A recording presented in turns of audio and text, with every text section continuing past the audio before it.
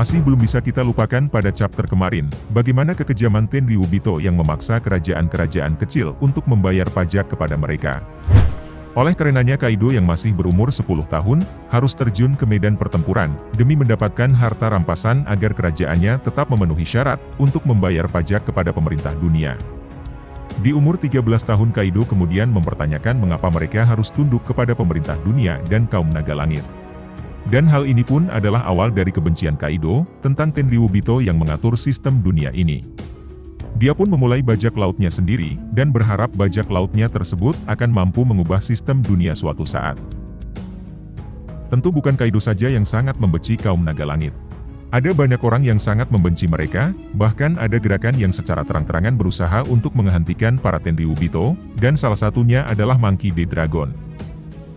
Ayah Luffy ini adalah pemimpin pasukan revolusioner yang sedang berusaha menggulingkan kekuasaan yang dimonopoli oleh Tenryubito, Gorosei, pemerintah dunia dan lain-lain. Oleh sebab itu Dragon menjadi salah satu dari orang yang paling dicari di serial One Piece. Meskipun kebencian Dragon terhadap pemerintah belum benar-benar dijelaskan secara detail dan gamblang, namun, para fans sendiri percaya bahwa kebencian Dragon terhadap pemerintah dunia diakibatkan oleh berbagai hal dan aturan yang mereka buat, yang justru merugikan dan membuat sengsara banyak orang. Namun alasan tersebut sebenarnya masih kurang kuat, karena faktanya banyak juga bajak laut yang sangat jahat, dan mereka melakukan hal yang buruk di seluruh dunia One Piece.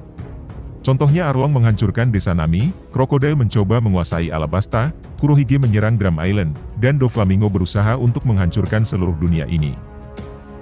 Jika memang hal-hal buruk, atau kejahatan yang menjadi alasan sebenarnya dibalik kebencian Dragon terhadap pemerintah dunia, lalu mengapa kemudian dia tidak membenci para bajak laut yang jahat tersebut?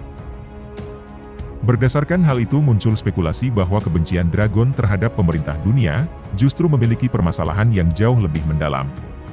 Kemungkinan tato yang ada di wajahnya bisa jadi petunjuk untuk hal ini.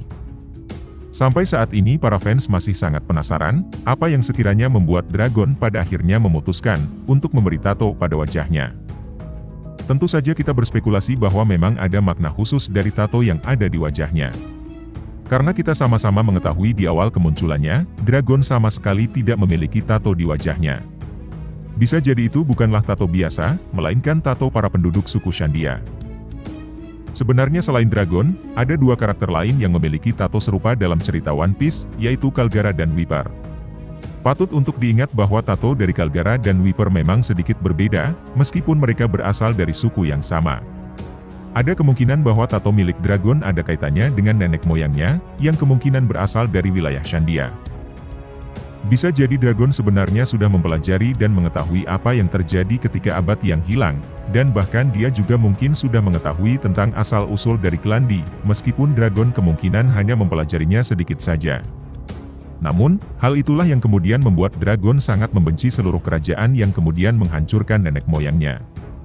Dan Dragon kemudian memutuskan untuk menandai wajahnya secara permanen, untuk menghormati nenek moyangnya, sebagai perwujudan dari perjuangannya untuk membalas dendam. Secara resmi, masih belum terkonfirmasi seperti apa kekuatan yang dimiliki oleh Dragon. Namun menurut beberapa teori yang beredar, berdasarkan apa yang terjadi di serial One Piece, nampaknya kekuatan Dragon berhubungan dengan cuaca. Sayangnya apakah itu adalah kekuatan buah iblis atau haki, masih belum terkonfirmasi hingga sekarang. Namun kebanyakan penggemar mengira itu adalah haki dari Dragon dengan tingkatan yang luar biasa. Hal ini terbukti berdasarkan kekuatan Luffy ketika bertarung dengan Kaido.